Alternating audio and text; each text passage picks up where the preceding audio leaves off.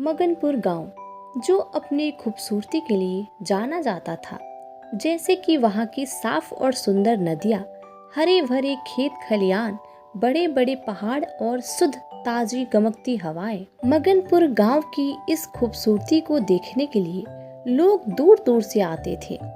लोगों को ये गांव बहुत भाता था।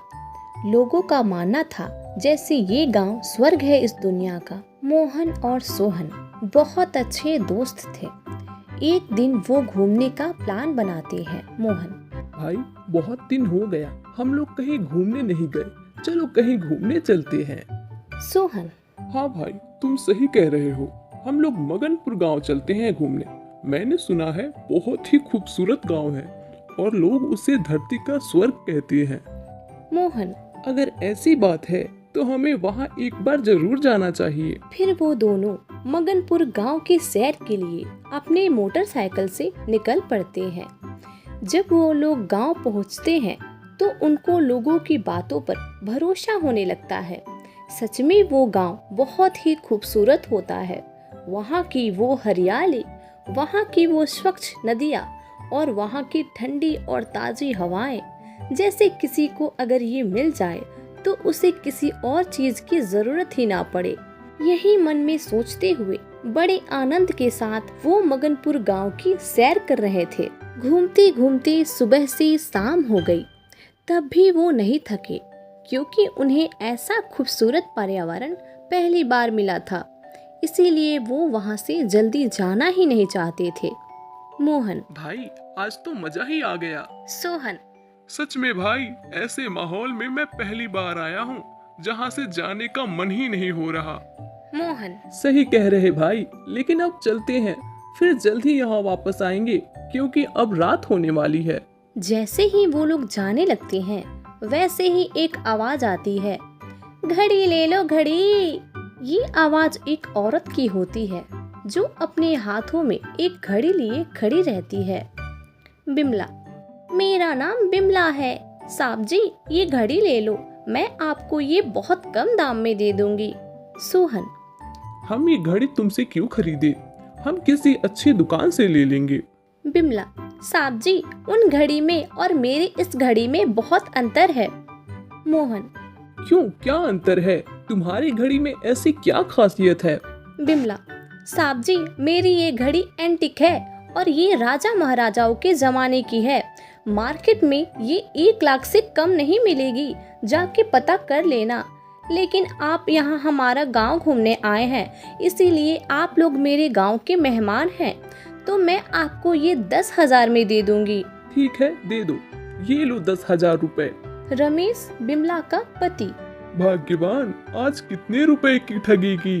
बिमला: पूरे 10,000 की। रमेश: 10,000? लेकिन कैसे?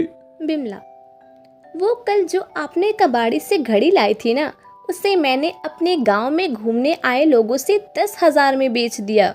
रमेश: तुम्हारा तो जवाब ही नहीं है, क्या दिमाग लगाती हो?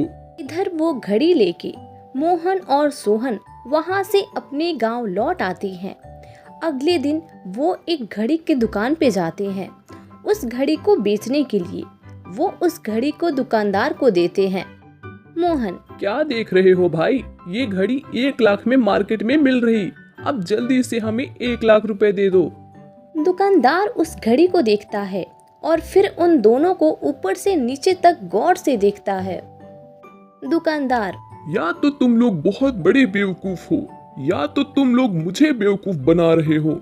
ये घड़ी लाखों की कह रहे हो, अरे ये तो 1 रुपए की भी नहीं है, ये किसी कबाड़ी से उठाया हुआ घड़ी है। मोहन: ये क्या बोल रहे हो भाई, इसे हमने कल ही मगनपुर गांव से पूरे 10,000 में खरीदा है। दुकानदार: तब तो तुम्हें किसी ने ठग दिया, अब जाओ यहाँ से। मोहन और सोहन दुखी मन से दुकान के बाहर आ जाते हैं। इसके बाद वो लोग मगनपुर गांव के सरपंच से इस बारे में शिकायत करने का सोचते हैं और मगनपुर के सरपंच के घर पहुंच जाते हैं। फिर उनके साथ घटी घटना सरपंच को बताते हैं कि उनके साथ उनके गांव में क्या हुआ। सरपंच: ठीक है, मैं मदद करने के लिए तैयार हूँ, लेकिन मैं बिना कुछ लिए ऐसे ही मदद नहीं करता। 5,000 रुपए दे दो, मैं ये घड़ी बिमला के मुंह पर फेंक मारूंगा। मोहन, ठीक है, ले लो 5,000, कम से कम मेरे 5,000 तो बचेंगे। फिर वो लोग बिमला के घर जाते हैं। सरपंच वो घड़ी बिमला के मुंह पर फेंक मारता है। सरपंच, लो, वादे के मुताबिक मैंने बिमला के मुंह पे ये घड़ी फेंक के मार दिया। अब मैं जा रहा हूँ। अरे सरपंच जी, मेरे पैसे तो दिलवा दो। सरपंच, कैसे पैसे? बस घड़ी बिमला के मुंह पर मारने की बात हुई थी, पैसे लौटाने की नहीं। ये क्या बात हुई सरपंच जी? ये तो गलत है ना। सरपंच, इसे हमारे गांव में धंधा कहते हैं। अब चुपचाप यहाँ से निकल जाओ, समझे? कोई पैसे नहीं मिलने वाले। पूरा मगनपुर गांव ही ठगों का गांव है। फिर वो दोनों उदास मन से एक पेड़ के नीचे आ जाते हैं। मोहन, यार, तू तो बोल रहा था बहुत अच्छा गांव है, लेकिन ये तो पूरा ठगों का गांव है।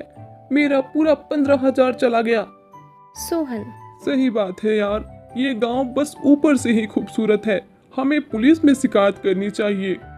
मोहन, कोई फायदा नहीं पुलिस के पास जाने का, क्योंकि इस गांव का खुद सरपंच इस सब में शामिल है। यह बातें चल ही रही होती है, तभी उस पेड़ के पीछे से एक सुंदर नौजवान आता है। सुंदर नौजवान, मेरा नाम सुंदर है और मैंने तुम दोनों की सारी बातें सुन ली। तुम लोगों के साथ इन गांव वालों ने ठगी किया है ना। तुम लोग चिंता मत करो, तुम्हें तुम्हारे सारे पैसे मिल जाएंगे। मोहन, बोल तो ऐसे रहे हो जैसे कि तुम कोई पुलिस हो। सुंदर, अरे नहीं, मैं कोई पुलिस नहीं हूँ, लेकिन तुम लोग चिंता मत करो। ये सरपंच खुद तुम्हारा घर ढूंढते हुए तुम्हारे घर जाके पैसे लौटाएगा। फिर सुंदर सरपंच के घर जाता है। सुंदर, सरपंच जी, मेरा नाम सुंदर है और रास्ते में मुझे 2 नौजवान मिले थे जो ये बता रहे थे कि उनके साथ इस गांव में ठगी हुई है। सरपंच, ऐसा कुछ नहीं है, इसे हमारे गांव में धंधा कहते हैं। मैं तो बस इतना कहना चाहूंगा कि आप उन दोनों का पैसा लौटा दो। सरपंच, कभी नहीं, बोला ना, ये हमारा धंधा है और हम लोग जो एक बार किसी से ले लेते हैं कभी नहीं लौटाते। मतलब नहीं लौटाओगे? ठीक है, प्राकृतिक आपदाओं का नाम तो सुना ही होगा ना। मान लो अगर वो आ जाए तो जिस गांव की खूबसूरती पे तुम इतना गुमान कर रहे हो वो पूरा नष्ट हो जाएगा और तुम्हारा यह गांव दाने दाने का मोहताज हो जाएगा। अगर बाढ़ भी आ जाए तो हम लोग इतना अनाज रखे हैं कि सालों साल बैठ के खाएंगे।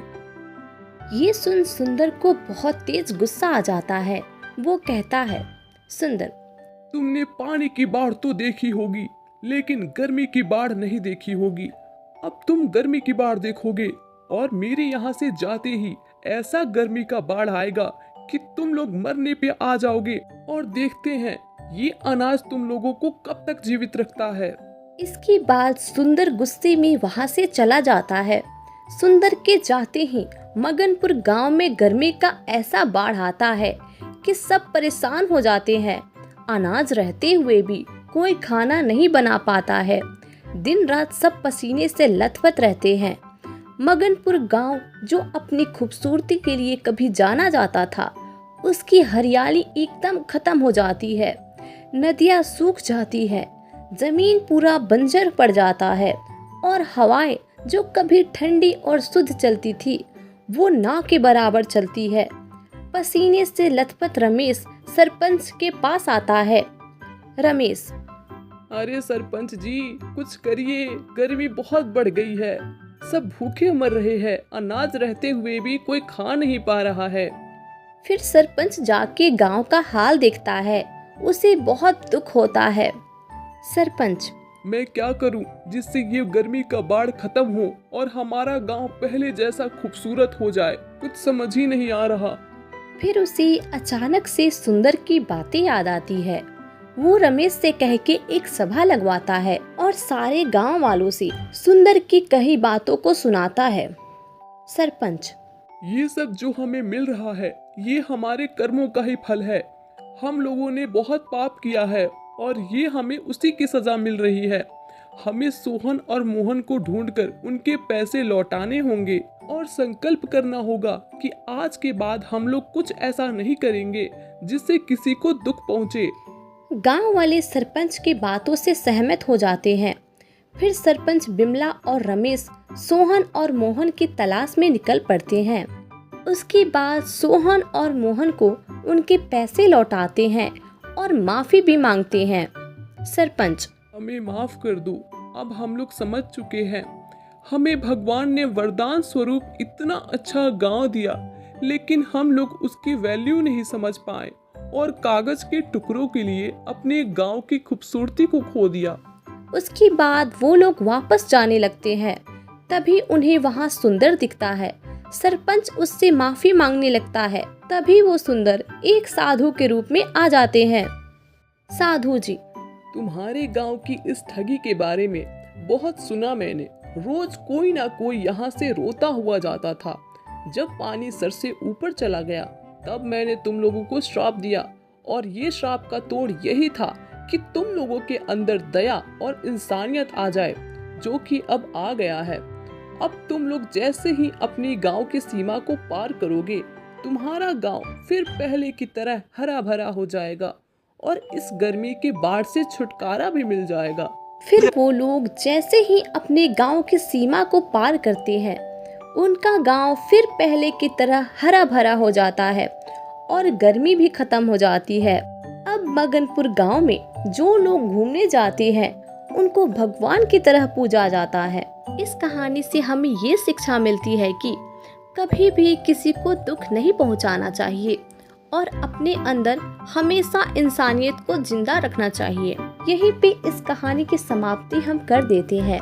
अगर आप लोगों को ये वीडियो अच्छा लगा हो तो प्लीज़ इसे लाइक करें, हमारे चैनल को सब्सक्राइब करें और इस वीडियो को ज़्यादा से ज़्यादा शेयर करें। हम लोग फिर मिलेंगे एक नई कहानी के साथ। तब तक के लिए राम राम।